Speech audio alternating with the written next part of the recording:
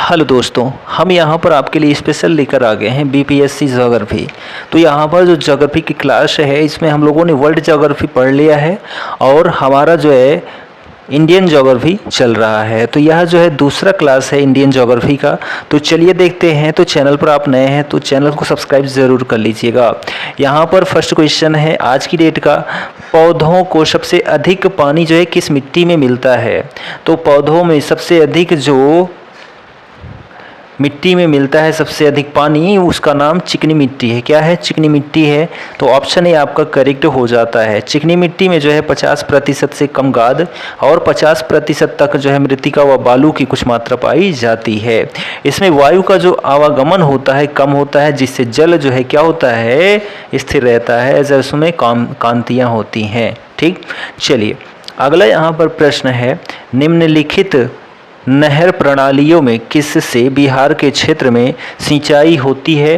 तो उसका नाम है त्रिवेणी नहर। ऑप्शन नंबर बी आपका करेक्ट हो जाता है। ठीक है, यह गंडक नदी के बाएं तट से निकाली गई है। यह पश्चिमी चंपारण जिले में स्थित है, जो ये त्रिवेणी नहर है। ठीक है, अगला यहाँ प्रश्न है कि दिए गए कोड की सहायता से हरित क्रांति के घटक चुनिए। ठीक है, तो यहाँ पर जो ऑप्शन उच्च उत्पादन देने वाली किस्म के बीज तो हरित क्रांति के अंतर्गत आते हैं। तो जी हाँ आते हैं। सिंचाई भी, जब तक सिंचाई नहीं होगी तो अच्छा उत्पादन होगा क्या? नहीं। तो ये भी महत्वपूर्ण है। ग्रामीण विद्युतीकरण, जब बिजली ही नहीं रहेगी तो हम विद्युत मोटर का प्रयोग कैसे कर पाएंगे। ग्रामीण सड़कें और विपणन, ठीक है, जब हमारे पास जो है सड़कें नहीं रहेंगी तो हम उसका जो है व्यापार कैसे कर पाएंगे, जो उत्पादन हुआ है। तो सभी चीज़ें ज़रूरी हैं। तो यहाँ पर जो ऑप्शन नंबर डी है आपका वह करेक्ट हो जाता है। ठीक है, चलिए अगला क्वेश्चन यहाँ पर देखते हैं। क्वेश्चन नंबर जो आपका 44 है। ठीक है, तो हरित क्रांति के जनक आप कमेंट करके ज़रूर बताइएगा कौन है। ठीक, निम्न में से कौन सा एक कृषि में उत्पादकता बढ़ाने का रास्ता है। तो उसका नाम जो है इनमें से कोई नहीं या फिर उपर्युक्त में से जो है एक से अधिक है। तो चलिए हम देखते हैं इसका आंसर।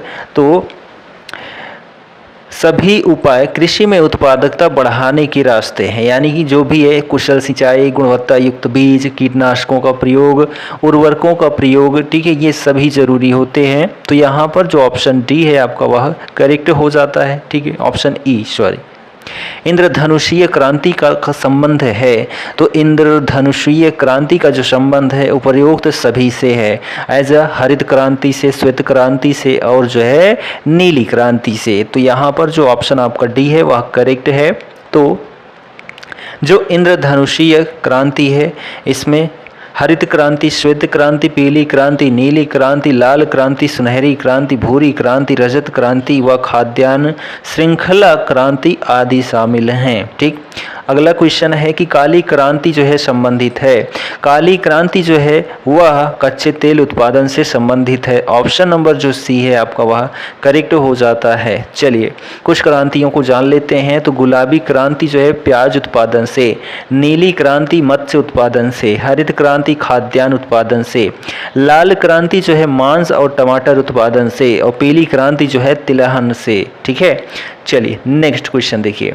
भारत का अधिकतम गेहूं उत्पादक राज्य कौन सा है। तो क्षेत्रफल की दृष्टि से देखा जाए तो पंजाब है, और वैसे जो है देखा जाए उत्पादन की दृष्टि से तो सबसे अधिक जो है उत्तर प्रदेश में उत्पादन होता है। ठीक है, चलिए और तीसरे नंबर पर हरियाणा राज्य आता है। यहाँ पर अगला प्रश्न है यहाँ पर कि सबसे ज़्यादा गेहूँ कहाँ पैदा होता है। तो सबसे ज़्यादा गेहूँ जो है वह उत्तर प्रदेश में पैदा होता है। ठीक है, सबसे ज़्यादा।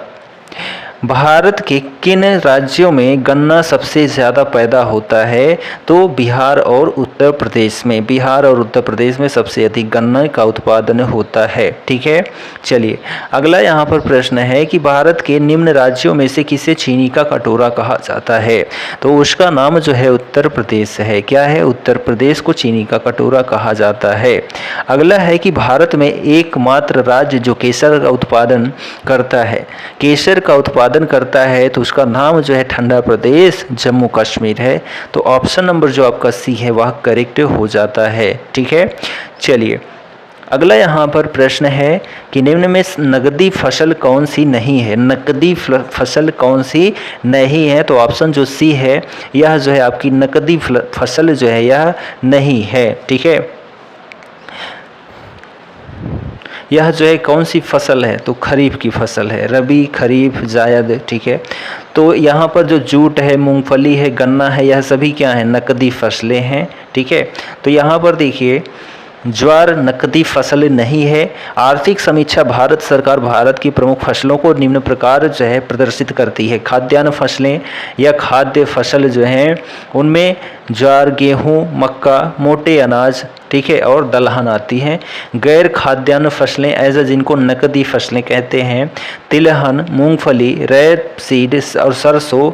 दूसरे नंबर पर रेशेदार में कपास, जूट और मेस्ता। बागानी फसलों में चाय, कॉफ़ी, रबड़, ठीक है, और अन्य में जो है गन्ना, तंबाकू, आलू, ये सभी जो है नकदी फसलों के अंतर्गत आती हैं। ठीक है, चलिए नेक्स्ट क्वेश्चन है कि भारत के कौन से दो राज्य सबसे बड़े पैमाने पर लौह अयस्क से संपन्न हैं, तो उनका नाम जो है मध्य प्रदेश और उड़ीसा है। दो ऐसे राज्य हैं जो लौह अयस्क से संपन्न है, मध्य प्रदेश और उड़ीसा। ठीक है, चलिए नेक्स्ट क्वेश्चन देखिए, निम्नलिखित लौह अयस्कों में से बैलाडीला में किसका खनन होता है।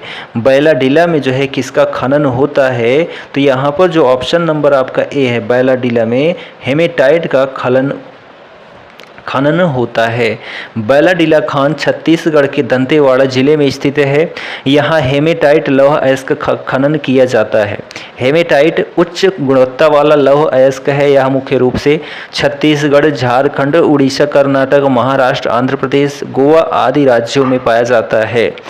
जबकि अपेक्षाकृत कम गुणवत्ता वाले मैग्नेटाइट लौह अयस्क की प्राप्ति जो है गोवा, कर्नाटक, आंध्र प्रदेश, राजस्थान और तमिलनाडु आदि राज्यों में पाया जाता है। ठीक, झारखंड में कोयला की खानें स्थित हैं, कहाँ पर, तो झरिया में। कहाँ पर, झारखंड में कोयला की खानें जो हैं वह झरिया में स्थित हैं, तो ऑप्शन नंबर ये आपका करेक्ट है। झरिया कोयला क्षेत्र झारखंड के धनबाद जिले में स्थित है। देश के अधिकांश कोकिंग कोयला का जो है भंडार यहीं पर स्थित है, जबकि जमशेदपुर मुख्यतः इस्पात उद्योग के लिए, लोहरदगा बॉक्साइट उत्पादन के लिए और रांची भारी मशीनों के निर्माण के लिए प्रसिद्ध है। ठीक, नेक्स्ट क्वेश्चन है, भूमिगत कोयले का दहन जो है किस राज्य में होता है, तो भूमिगत कोयले का जो दहन है वह झारखंड राज्य में होता है। कहाँ पर, तो झारखंड राज्य में। ठीक है, झारखंड के झरिया क्षेत्र में मुख्यतः क्या पाया जाता है, तो उसका नाम जो है कोयला है। क्या है, कोयला। ठीक, भारतीय कोयला उद्योग की निम्नलिखित समस्याओं पर विचार कीजिए।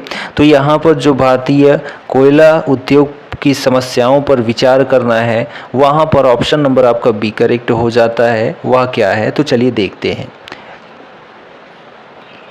निम्न कोटि का कोयला एवं कोयला संचलन में बाधा। ठीक है, ये ठीक है। धुलाई संसाधनों की उपयोगिता क्षमता में कमी, यह भी सही है। कुकिंग कोयला के आयात पर बढ़ती निर्भरता, यह भी सही है। कार्य संचालन कीमतें, यह भी सही है। जो ऑप्शन नंबर आपका बी है वह करेक्ट हो जाता है। ठीक है, option number B is the right answer. Next देखिए, भारत में सबसे पुराना तेल का भंडार कहाँ है, तो भारत में सबसे पुराना जो तेल का भंडार है वह कौन सा है, तो डिगबोई असम है। डिगबोई असम है। यह ब्रह्मपुत्र घाटी का तेल भंडार है। ब्रह्मपुत्र घाटी तेल देश की सबसे पुरानी तेल घाटी है। ठीक, आप ये भी याद रख लीजिए कि बॉम्बे हाई कहाँ है, महाराष्ट्र में। अंकलेश्वर कहाँ है, गुजरात में। नवगांव कहाँ है, तो गुजरात में। ठीक है, ये भी जरूरी है। अगला है कि भारत में सर्वप्रथम तेल ऊर्जा संकट कब हुआ था, तो 1970 और 1980 के दशक में या दौरान। ठीक है, तो भारत में सर्वप्रथम भयानक ऊर्जा संकट वर्ष 1973 में पैदा हुआ था, जब तेल निर्यातक देशों यानी ओपेक ने तेल की कीमतों में अकस्मात 4 गुना से अधिक वृद्धि कर दी थी। ठीक है, भारत में प्रति व्यक्ति ऊर्जा की खपत जो है वर्ष 1994 में क्या थी? तो ऑप्शन नंबर सी 243 की ग्रतेल के बराबर थी। ठीक है, नेक्स्ट देखिए कि किन राज्यों में से कौन सा राज्य, निम्न राज्यों में से कौन सा राज्य भारत में सर्वाधिक सौर ऊर्जा का उत्पादक है? तो सर्वाधिक सौर ऊर्जा उत्पादक जो राज्य है उसका नाम कर्नाटका है। क्या है? कर्नाटका। तो देख लीजिए, सबसे अधिक कर्नाटक राज्य है, उसके बाद राजस्थान है, उसके बाद आंध्र प्रदेश, उसके बाद तेलंगाना है। ठीक, नेक्स्ट क्वेश्चन है कि भारत में राज्य विद्युत बोर्डों की वित्तीय रुग्णता के निम्नलिखित कारणों पर जो है क्या करना है? विचार करना है। तो चलिए देखते हैं यहाँ पर। तो कृषि एवं घरेलू उपभोक्ताओं को उत्पादन लागत से कम पर बिजली का विक्रय सही है। प्रसारण एवं संवितरण हानियां काफ़ी ज़्यादा होती हैं, यह भी सही है। राज्य विद्युत बोर्डों के लिए वाणिज्यिक स्वायत्तता में कमी, यह भी सही है। राज्य सरकारों ने राज्य विद्युत बोर्डों के माध्यम से सामाजिक परिधान नीतियों को क्रियान्वित किया, यह भी सही। ऑप्शन नंबर जो आपका बी है वह करेक्ट हो जाता है। अगला यहाँ पर प्रश्न है कि टिस्को संयंत्र किसके नज़दीक स्थित है? तो उसका नाम टाटा नगर है। क्या है? टाटा नगर। ठीक, तो जो टिस्को है, Tata iron and steel company limited, अब जो है टाटा स्टील भारत की एक प्रमुख इस्पात कंपनी है। टाटा नगर जमशेदपुर स्थित इस कारखाने की स्थापना 1907 में की गई थी। ठीक है, बिहार में डालमिया नगर जो है किसके लिए प्रसिद्ध है? बिहार में जो डालमिया नगर है वह किसके लिए प्रसिद्ध है? तो जो ऑप्शन नंबर आपका बी है उसका नाम है सीमेंट। ठीक है, जो डालमिया है वह सीमेंट के लिए प्रसिद्ध है। ठीक है, अगला क्वेश्चन है कि निम्नलिखित स्थानों में कहाँ तांबा उद्योग स्थापित है? तो उसका नाम जो है खेतड़ी है। क्या है? खेतड़ी में जो है, खेतड़ी राजस्थान के झुंझुनू जिले में स्थित है। यह तांबा उद्योग के लिए प्रसिद्ध है। यहाँ तांबा की जो है खदानें पाई जाती हैं। ठीक है, हिंदुस्तान कॉपर लिमिटेड के अधीन यहाँ कॉपर प्रोजेक्ट चलाया जा रहा है, जबकि तारापुर, ठीक है, तारापुर परमाणु ऊर्जा, टीटागढ़ कागज उद्योग तथा रांची इंजीनियरिंग उद्योग के लिए जो है क्या है? प्रसिद्ध है। ठीक, राजस्थान राज्य का खेतड़ी बेल्ट किसके लिए प्रसिद्ध है? तो अभी हम लोगों ने जाना, तांबा खनन के लिए प्रसिद्ध है। ठीक, चलिए अगला यहाँ पर प्रश्न है, स्वर्णिम चतुर्भुज क्या है? तो यहाँ पर स्वर्णिम चतुर्भुज जो है वह क्या है? तो स्वर्ण व्यापार का एक मार्ग है। ठीक है, उसको स्वर्णिम चतुर्भुज कहते हैं। तो स्वर्णिम चतुर्भुज यानी कि गोल्डन क्वाड्रिलेटरल एक राष्ट्रीय राजमार्ग परियोजना है जिसकी शुरुआत 2001 में हुई थी। इसके माध्यम से देश के 4 प्रमुख महानगरों दिल्ली, मुंबई, चेन्नई, कोलकाता को सड़क मार्ग से जोड़ना था, जो कि जोड़ा गया है। ठीक, अगला यहाँ देखिए, भारत का 40% सड़क परिवहन जो है होता है तो राष्ट्रीय राजमार्ग से। किससे? राष्ट्रीय राजमार्ग से। अगला यहाँ पर है कि निम्न हिमालय पर्वत श्रेणियों में से किस पर्वत श्रेणी को अटल टनल पार करती है? तो उसका नाम जो है पूर्वी पीर पंजाल है। क्या है? पूर्वी पीर पंजाल। तो चलिए देखते हैं इसके बारे में। 9.02 किलोमीटर लंबी अटल टनल हिमालय के पूर्वी पीर पंजाल श्रृंखला में स्थित है। यह पूरे वर्ष मनाली को लाहौल स्फीति घाटी से जोड़कर रखती है। इसका निर्माण सीमा सड़क संगठन द्वारा किया गया है तथा यह भारत के लिए सामरिक दृष्टि से महत्वपूर्ण है। 2002 में तत्कालीन प्रधानमंत्री अटल बिहारी वाजपेयी ने इस टनल की आधारशिला रखी थी। 3 अक्टूबर 2020 को रोहतांग हिमाचल प्रदेश में प्रधानमंत्री नरेंद्र मोदी ने अटल टनल का जो है क्या किया था? उद्घाटन किया था। ठीक, चलिए, निम्नलिखित नंबर की राजधानी ट्रेनों में से कौन सी एक अधिकतम दूरी तय करती है? तो उसका नाम जो है त्रिवेंद्रम सेंट्रल है। तो जो ऑप्शन नंबर आपका बी है वह करेक्ट हो जाता है। ठीक है, अगला है, कुरियर सेवा से प्रतिस्पर्धा के लिए भारतीय डाक विभाग ने द्रुत डाक सेवा का आरंभ कब किया था? तो 1986 में किया था। कब? 1986 में। ठीक है, अगला क्वेश्चन है यहाँ पर कि भारत वर्ष में सर्वप्रथम दूरभाष का प्रादुर्भाव किस वर्ष हुआ था? तो जो है भारत में 1850 ईस्वी में सर्वप्रथम टेलीग्राफ सेवा कोलकाता और डायमंड हार्बर के बीच शुरू की गई थी। तो यहाँ पर कोई ऑप्शन नहीं दिया गया है। ठीक है, 1881 ईस्वी में इंग्लैंड की ओरिएंटल टेलीफोन कंपनी लिमिटेड ने भारत में कलकत्ता, बॉम्बे, मद्रास, अहमदाबाद तथा कराची में टेलीफोन एक्सचेंज स्थापित किया था। ठीक है, तो 28 जनवरी 1882 को टेलीफोन सेवा की औपचारिक स्थापना की गई। ठीक है, चलिए अगला यहाँ प्रश्न है कि पाट अंचल, ठीक है, पैट रीजन अवस्थित है कहाँ पर? तो झारखंड में। कहाँ पर है? तो झारखंड में है। पाट अंचल छोटा नागपुर पठार क्षेत्र में स्थित है। ये ऊंचे पहाड़ी शिखर होते हैं। छोटा नागपुर पठार का अधिकांश भाग झारखंड राज्य के अंतर्गत आता है। नेक्स्ट क्वेश्चन है कि झुमरी तलैया रेडियो पर गीतों की फरमाइश के लिए प्रसिद्ध किस राज्य में स्थित है? झुमरी तलैया, तो ऑप्शन नंबर जो आपका बी है झारखंड करेक्ट हो जाता है। कोडरमा जिले में स्थित है। ठीक है, पहले यह अविभाजित बिहार में स्थित था, लेकिन अब जो है झारखंड के कोडरमा जिले में स्थित है झुमरी तलैया। ठीक है, चलिए अगला प्रश्न है कि क्षेत्रफल के अनुसार निम्नलिखित राज्यों का सही अवरोही क्रम क्या है? ठीक है, क्षेत्रफल के अनुसार, तो यानी कि अवरोही क्रम यानी सबसे बड़ा पहले कौन है? तो यहाँ पर सबसे बड़ा तो केवल दिख रहा है। ठीक है, वैसे वो आएगा मध्य प्रदेश। ठीक है, मध्य प्रदेश आएगा। उसके बाद जो है उत्तर प्रदेश आता है। उसके बाद जो है यहाँ पर आपका आंध्र प्रदेश आता है। उसके बाद बिहार आता है। ठीक है, जनसंख्या की बात करते हैं तो पहले उत्तर प्रदेश ही आ जाता है। यहाँ पर जो ऑप्शन डी है आपका वह करेक्ट हो जाता है। ठीक है, चलिए नेक्स्ट क्वेश्चन देखते हैं कि भौगोलिक क्षेत्र की दृष्टि से भारत के निम्न जिलों में से कौन सा जिला सबसे बड़ा है? ठीक है, कौन सा जिला सबसे बड़ा है? तो उसका नाम कच्छ गुजरात है। तो ऑप्शन बी जो है आपका करेक्ट हो जाता है। चलिए जिले देख लेते हैं कौन से बड़े हैं। तो लेह जो है सबसे बड़ा है, लेह। ठीक है, कच्छ यहाँ पर जो है सबसे बड़ा है। उसके बाद लेह है। कच्छ जो है गुजरात सबसे बड़ा है। और केंद्र शासित प्रदेश की बात करें तो उसमें लेह का लद्दाख बड़ा है। ठीक है, यहाँ पर लद्दाख का लेह बड़ा है। उसके बाद जैसलमेर राजस्थान का बड़ा है। उसके बाद जो है आपका बाड़मेर राजस्थान का जो जिला है वह बड़ा है। ठीक, तो यहाँ पर जो है लोक सेवा आयोग ने इसका उत्तर विकल्प ए को माना है। ए अब क्या है इसमें देखते हैं। ए लेह है। ठीक है, लेह को माना है किसने? तो बीपीएससी ने माना है। तो चलिए आप जो मान सकते हैं हम कहेंगे आप जो है केवल और केवल कच्छ गुजरात को मानिए। ठीक है, अब वो नहीं होता है तो आप लेह लद्दाख को मान सकते हैं। ठीक, असम कुल मिलाकर कितने राज्यों एवं केंद्र शासित प्रदेशों से घिरा हुआ है? तो कुल 7। ठीक है, असम कुल मिलाकर जो है 7 राज्यों या केंद्र शासित प्रदेशों से घिरा हुआ राज्य है। ठीक, चलिए देखते हैं वह कौन कौन से हैं। एक तो पश्चिम बंगाल है, दूसरा अरुणाचल प्रदेश है, तीसरा नागालैंड, मणिपुर, मिजोरम, त्रिपुरा, मेघालय। ठीक है, और जो है यह दोनों देशों भूटान और बांग्लादेश से भी इसकी सीमा बनती है। किसकी? असम की। गद्दी लोक निवासी हैं कहाँ के?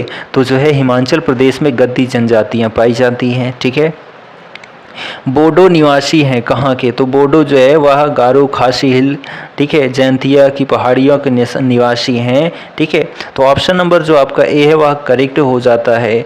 गारो जनजाति है। ठीक है, गारो जनजाति है। तो यहाँ पर देखिए जो ऑप्शन नंबर आपका 2011 की जनगणना के अनुसार गारो जनजाति मेघालय, असम एवं मिजोरम तीनों राज्यों में पाई जाती हैं। अतः उपयुक्त में से कोई भी विकल्प का चयन संभव नहीं है, क्योंकि यहाँ उपयुक्त में से इतनी का सही है ऐसा कुछ नहीं दिया गया है। गंगा की जलोढ़ मृदा की गहराई भूमि सतह के नीचे लगभग जो है 6000 मीटर तक होती है। गंगा की जलोढ़ मृदा की गहराई जो है भूमि सतह के नीचे लगभग 6000 मीटर यानी कि 6 किलोमीटर तक होती है। ठीक, अगला यहाँ पर प्रश्न है, भारत की सबसे बड़ी वाह नदी है वह कौन सी है? तो गंगा नदी है। ठीक है, तो यहाँ पर देखिए वाह लंबाइयों के अनुसार गंगा नदी 25-25 किलोमीटर, गोदावरी 14-65 किलोमीटर, नर्मदा नदी 13-12 किलोमीटर, महानदी 851 किलोमीटर। ठीक है, अगला प्रश्न है कि गंगा नदी के किनारे सबसे बड़ा शहर कौन सा है? तो उसका नाम कानपुर है। क्या है? कानपुर है, जो कि सबसे बड़ा शहर है। ठीक, यहाँ पर देखिए कानपुर सबसे बड़ा, फिर पटना, फिर वाराणसी, फिर जो है इलाहाबाद, प्रयागराज है। ठीक है, अगला यहाँ पर प्रश्न है कि तिब्बत में मानसरोवर झील के पास जिस नदी का स्रोत है उसका नाम क्या है? तो वह उपर्युक्त सभी ब्रह्मपुत्र, सतलज और सिंधु, ये सभी जो है मानसरोवर झील के पास से निकलती हैं। ठीक है, ब्रह्मपुत्र, सतलज और जो है सिंधु नदी। ठीक, चलिए अगला यहाँ पर प्रश्न है कि मानस नदी किस नदी की उपनदी है? मानस नदी जो है किस नदी की उपनदी है? तो ब्रह्मपुत्र नदी की उपनदी है। कौन? मानस नदी। ठीक है, ब्रह्मपुत्र की अन्य प्रमुख सहायक नदियां जो हैं जयमौली है, तिस्ता है, कामेग है, सुबनमिरी सिरी है, धनसिरी है, बूढ़ी दिहांग है, दिसांग है और कोपिली है। ठीक है, ये सभी क्या हैं? ब्रह्मपुत्र की अन्य सहायक नदियां हैं। ठीक, चलिए अगला यहाँ पर प्रश्न है कि निम्नलिखित तुलना के आधार पर हिमालयी नदी की प्रायद्वीपीय नदी से तुलना कीजिए। तो यहाँ पर देखिए कई सारे यहाँ पर पॉइंट दिए गए हैं, तो चलिए देखते हैं। अधिकांश हिमालयी नदियाँ बारहमासी होती हैं, जी बिल्कुल सही है। जबकि अधिकांश प्रायद्वीपीय नदियाँ वर्षा पर निर्भर करती हैं, तो ये बिल्कुल सही है। हिमालयी नदी की ढाल प्रायद्वीपीय नदी की तुलना में जो है अधिक खड़ा है, तो यह भी सही है। प्रायद्वीपीय नदी हिमालयी नदी की तुलना में अपने रास्ते से अधिक क्षरण का कारण बनती है, तो ऐसा कुछ नहीं है, क्योंकि जब जल ही नहीं रहेगा तो क्षरण कहाँ से करेंगी। तो यहाँ पर जो ऑप्शन नंबर आपका ए है वह करेक्ट हो जाता है। ठीक है, अगला यहाँ प्रश्न है कौन सी नदी भ्रंश द्रोणी से होकर बहती है? तो नर्मदा नदी जो है वह भ्रंश द्रोणी से होकर बहती है, तो ऑप्शन ए आपका करेक्ट हो जाता है। नर्मदा नदी विंध्य एवं सतपुड़ा के मध्य भ्रंश घाटी से होकर बहती है। ठीक है, लास्ट के 2 प्रश्न हैं, तो चलिए देखते हैं। 50 क्वेश्चंस में से पश्चिम की ओर वेस्ट वर्ड प्रवाहित होने वाली नदियां हैं, तो वह कौन सी हैं? तो नर्मदा और ताप्ती। तो ऑप्शन नंबर जो ए है आपका वह करेक्ट हो जाता है, नर्मदा और ताप्ती। तो भारत में पश्चिम दिशा में प्रवाहित होने वाली 3 नदियों में से नर्मदा, ताप्ती और साबरमती हैं। राप्ती घाघरा की सहायक नदी है। ठीक है, जो उत्तर पश्चिम से दक्षिण पूर्व दिशा में प्रवाहित हो रही है। ठीक है, अगला यहाँ पर प्रश्न है कि कावेरी नदी कौन से राज्यों से होकर गुजरती है? तो उसका नाम है कर्नाटक, केरल और तमिलनाडु। ऑप्शन नंबर बी आपका करेक्ट हो जाता है। तो कावेरी नदी कर्नाटक के कुर्ग जिले में ब्रह्मगिरी के निकट से निकल कर जो है 800 किलोमीटर लंबाई, ठीक है, में बहती है। यह तिरुचिरापल्ली के निकट बंगाल की खाड़ी में मिल जाती है। इसका अपवाह क्षेत्र जो है केरल, कर्नाटक और तमिलनाडु में विस्तृत है। किसका? कावेरी का। ठीक है, तो यहाँ पर जो है हमारा कितना क्वेश्चन हो जाता है? तो 50 क्वेश्चंस हो जाता है। ठीक है, यह जो 50 क्वेश्चंस का वीडियो था आपको कैसा लगा कमेंट करके ज़रूर बताएं, और हमारे चैनल पर नए हैं तो चैनल को सब्सक्राइब ज़रूर कर लें। हम मिलते हैं अगले वीडियो में, तब तक के लिए जय Hind, good bye and take care.